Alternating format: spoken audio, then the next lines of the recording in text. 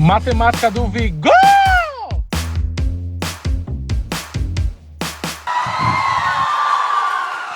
Que coisa linda, viu?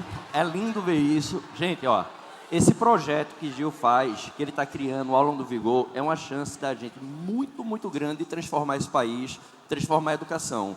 Gil do Vigor, Jacira, Manhã do Vigor, se vocês vissem a energia que eles têm, eu quero que vocês passem esse dia com essa energia, porque a educação transforma a vida.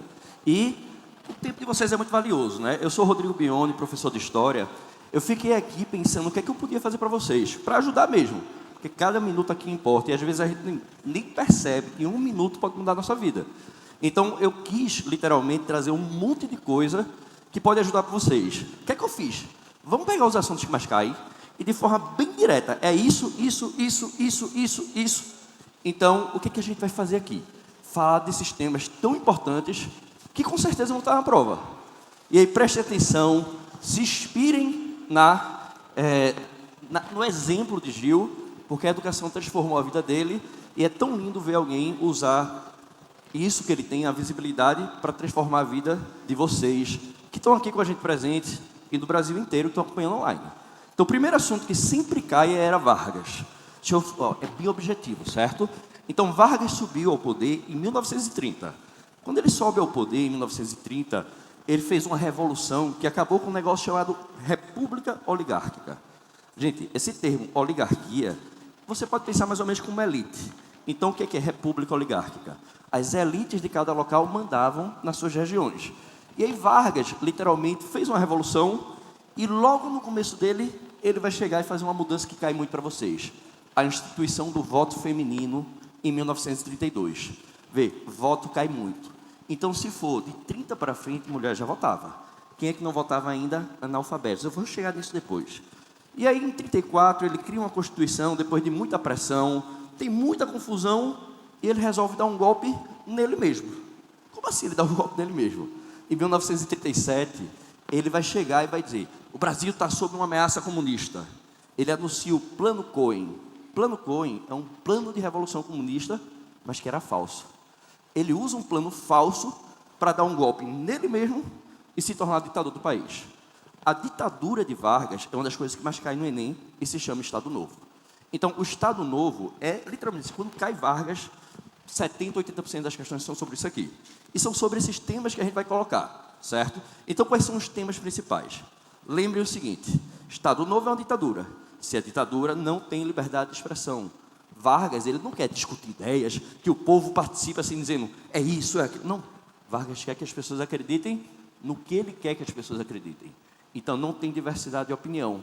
E aí ele cria um negócio chamado Departamento de Imprensa e Propaganda, ou DIP. Isso cai sempre.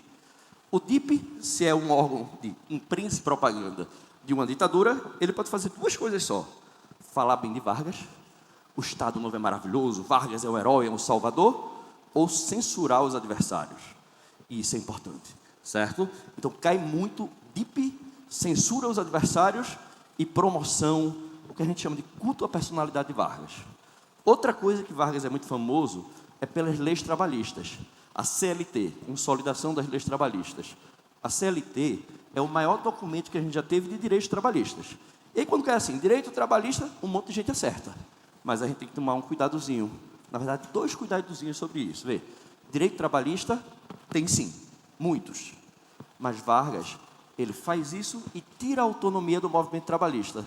Ou seja, você não pode protestar, você não pode fazer greve. Se você se manifestar, você perde seus direitos trabalhistas. Então, é o segundo ponto importante desse assunto, certo? Você tem conquistas trabalhistas, leis trabalhistas, mas sem autonomia do movimento trabalhista. Estão conseguindo acompanhar direitinho? Gente, isso cai demais. E vê, os direitos que Vargas faz são para os trabalhadores urbanos, cidade. O que isso tem como consequência? Um monte de gente vai sair do campo para a cidade. Aquele êxodo rural que vai fazer as cidades crescerem muito, porque eu, como trabalhador, eu quero direitos. Então, eu vou procurar onde é que são garantidos por lei. E aí, o Estado Novo, ele dura de 1937 a 1945.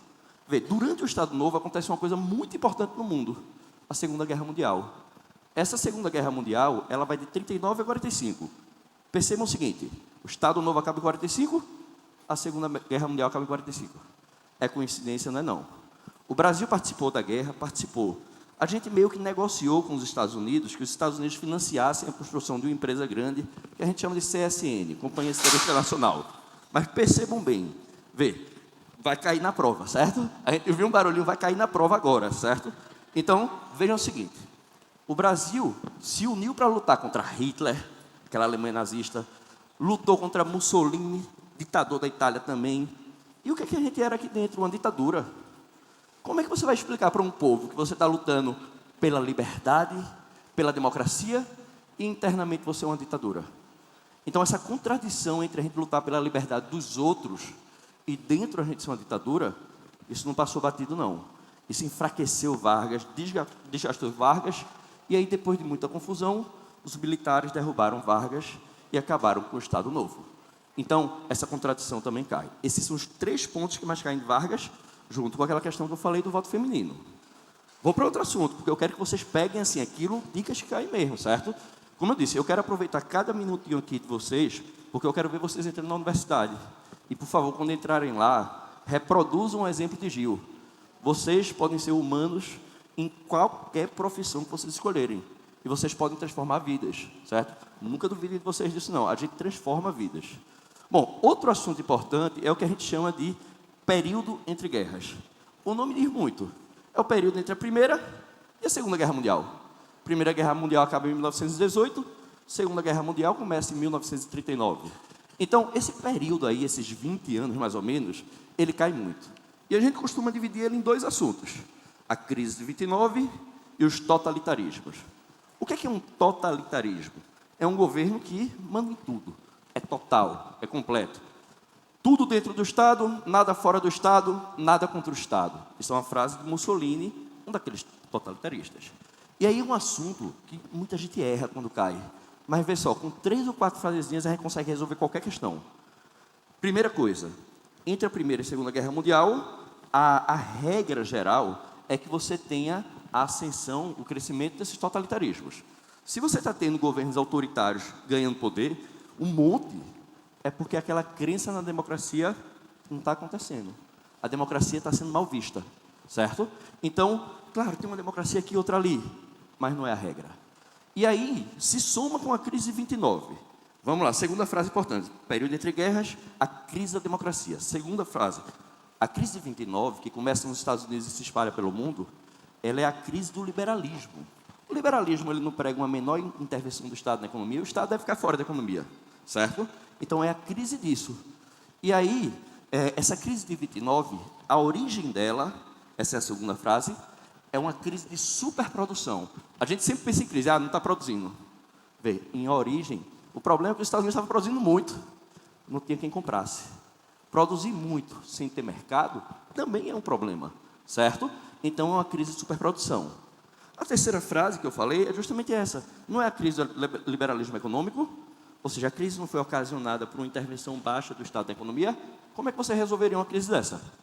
Aumentando a intervenção do Estado na economia. É uma consequência lógica. Porque quando você não tinha lei trabalhista, lei trabalhista é intervenção do Estado na economia. Ela está dizendo que a empresa não pode lhe pagar quanto ela quiser, tem que pagar no mínimo isso. Não pode lhe botar para trabalhar quanto quiser. O máximo é aquilo. Se a crise de 29 era a crise da não intervenção, é porque a gente não tinha direito trabalhista direito lá nos Estados Unidos. O New Deal, essa expressão que tem aí para vocês na tela, o New Deal, ou novo acordo, é o plano de combate à crise de 29. Se a crise é da menor intervenção, o combate é um aumento da intervenção do Estado na economia. Isso cai muito também para vocês. Estão conseguindo acompanhar, gente? Vou para o terceiro assunto que cai muito. Como eu disse, eu quero valorizar o tempo de vocês para que vocês percebam que é possível a gente acertar um monte de coisa com isso aqui, certo? O tema mais cobrado de todos, sem nenhuma dúvida, é a escravidão. Escravidão marcou e marca o nosso Brasil. A gente ainda tem um trabalho análogo à escravidão. A gente vê o tempo inteiro gente sendo acusada, gente sendo resgatada de um trabalho análogo à escravidão. Mas eu vou falar do período que a escravidão existia. E dicas objetivas, que é o assunto que mais cai no Enem, certo? Então, primeira coisa é o seguinte. No período colonial, ou seja, antes da independência do Brasil, a gente teve 2 ciclos econômicos principais. O do açúcar. Vê, quando é que Portugal chega aqui? Não é 1500, 1500 e pouco é século XVI. Então, séculos XVI e XVII, o açúcar. E no século XVIII, a mineração, certo? E aí, nesses dois modelos, mineração e açúcar, a gente vai ter escravidão em larga escala. O modelo que a gente usa para o açúcar aqui, aqueles engenhos grandes com escravidão, a gente chama isso de plantation. Plantation é formado por algumas características. Latifúndio, ou seja, aqueles territórios gigantescos, certo? Escravidão, monocultura, ou seja, uma produção grande de um produto, voltada para quê? Para o Brasil? Não, é para mandar para a Europa, não é verdade? Pronto, voltado para o mercado externo. Então, latifúndio, escravidão, monocultura, orientação para o mercado externo. A sociedade mineradora, por sua vez, foi uma sociedade que ela também tem muita escravidão, mas a gente sabe que um pouquinho de ouro gera uma riqueza grande, né? Então, existia uma vigilância muito grande nessas pessoas escravizadas. E, bom, a região de Minas Gerais, ali no Sudeste. Bom, a pessoa escravizada que é trazida da África, ela não vai desembarcar em Minas Gerais, que é interior. Ela vai desembarcar onde? No Rio de Janeiro. Então, é a mineração que faz o Rio de Janeiro crescer. Em 1763, século XVIII, mineração, o Rio se torna a capital da colônia, inclusive, certo? E aí deixa eu fazer uma comparaçãozinha para vocês. Uma diferenciação entre mineração e açúcar. A sociedade mineradora foi mais urbana do que a do açúcar. Existiu mais comércio local do que a do açúcar. E também existiu mais libertação de pessoas escravizadas do que a do açúcar. Urbana, comércio e mais alforrias. Alforria é a libertação, certo? Então, se vocês virem o termo forro, forro é uma pessoa que foi escravizada em algum momento e ganhou a liberdade.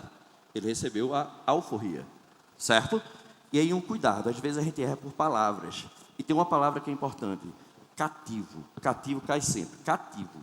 Cativo pode significar prisioneiro, mas geralmente, C-A-T-I-V-O, cativo, pode significar prisioneiro, mas geralmente no Brasil vai significar pessoa escravizada. Então, às vezes, a questão é fácil. Ele vai dizer assim, tem um texto defendendo a escravidão, aí pergunta, eles estão defendendo o quê? E a resposta é, defendendo a escravidão. Mas não vai ter escrito escravidão. Defendendo a adoção do cativeiro. Perceberam a lógica?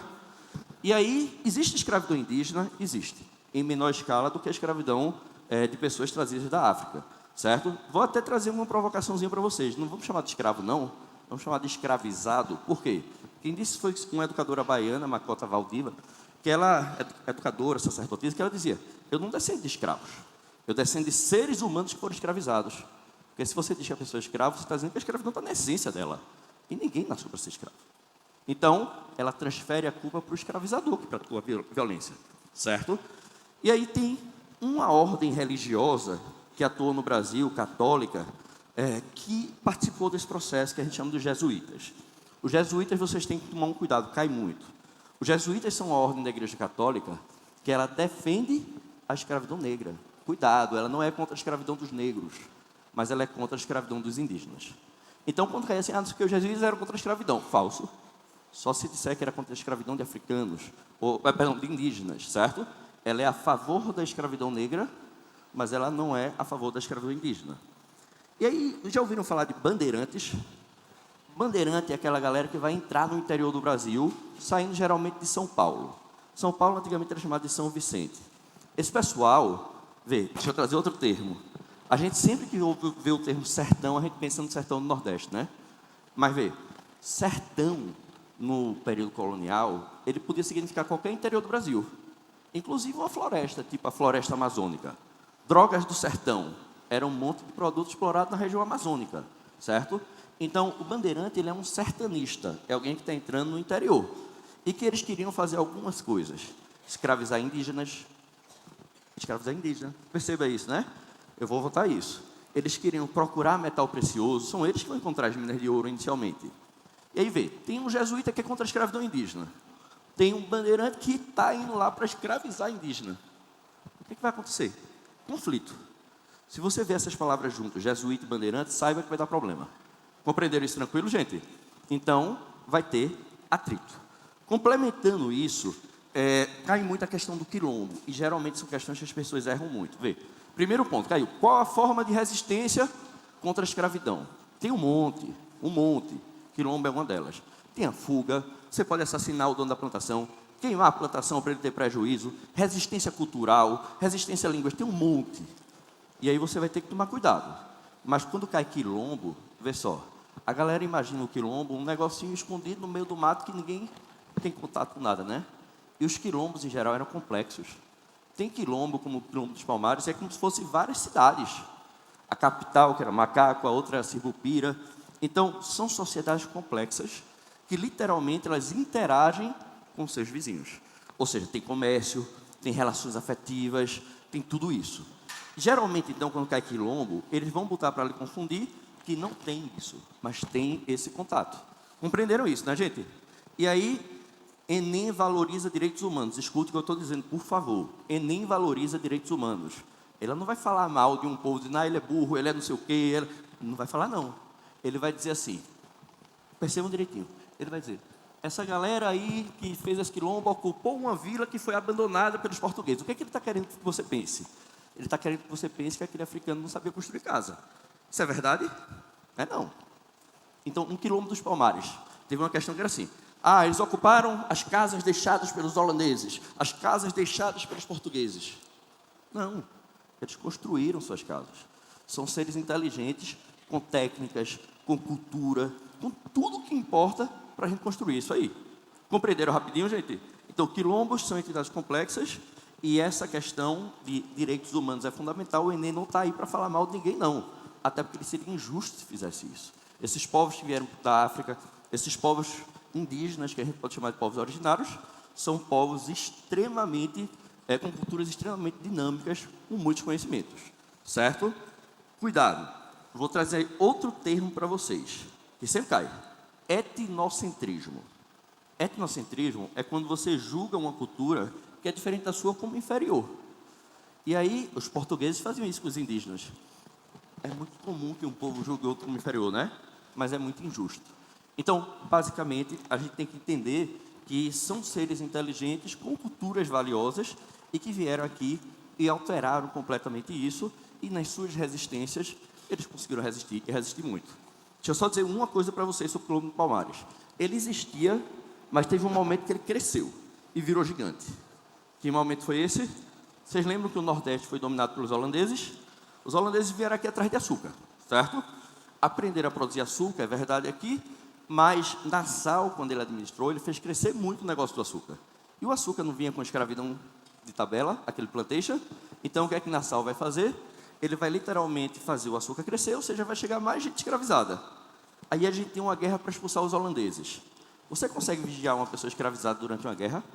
Não. Está tendo batalha, está tendo tudo. É o melhor momento para a pessoa fugir. Certo? Então, a expulsão dos holandeses ela tem duas consequências. Os holandeses vão começar a plantar açúcar em outros cantos. Isso vai levar a uma crise do açúcar daqui, porque a gente começa a perder a concorrência. Mas, principalmente, vai essa expulsão, esse processo, fazer com que muita gente fuja e, literalmente, consiga a liberdade ou resistir no quilombo. E o principal quilombo foi o Quilombo dos Palmares. Então, a expulsão deles leva o Quilombo dos Palmares a crescer. Compreenderam isso até aqui, gente? E aí, a gente sabe que a gente tem um racismo estrutural. Aquele racismo que a gente vê em todos os cantos aqui. Infelizmente, isso é uma coisa muito ruim.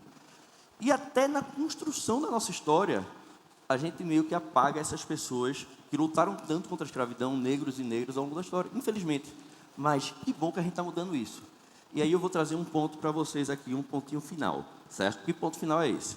Vê, a gente ouve falar muito do papel. A princesa Isabel, ela acabou com a escravidão, Lei Áurea, a Redentora. Gente, essa visão de que a princesa Isabel deu um presente, que é o fim da escravidão, isso é ultrapassado. O que é que fez a escravidão acabar? A luta de muita gente, mas muita gente mesmo, durante séculos. Desde o dia que chegou a primeira pessoa escravizada no Brasil, começou a resistência. E são essas lutas somadas durante séculos que vão acabar com a escravidão. Então, a princesa Isabel fez por muita pressão. A elite brasileira tentou adiar e adiar muito. A gente chama de abolição gradual por um motivo muito simples.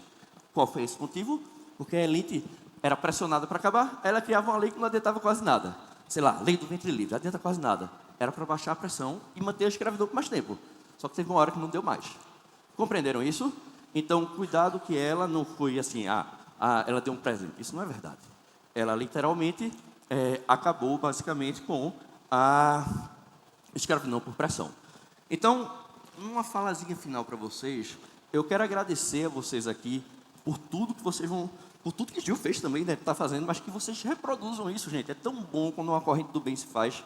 O exemplo de Gil é gigantesco. O exemplo de Gil é tão gigantesco que ele vai inspirar cada um de vocês. Manhã do Vigor, né, Dona Jacira, bota muita energia aqui, Gil bota muita energia e vocês vão levar essa energia para outros cantos. Mas acreditem em vocês, certo? Acreditem em vocês, porque basicamente vocês são seres inteligentes. Deixa eu dar um beijo, me despedir. Eu sou Rodrigo Biondo, professor de História, e amei estar com vocês aqui. Matemática do Vigor!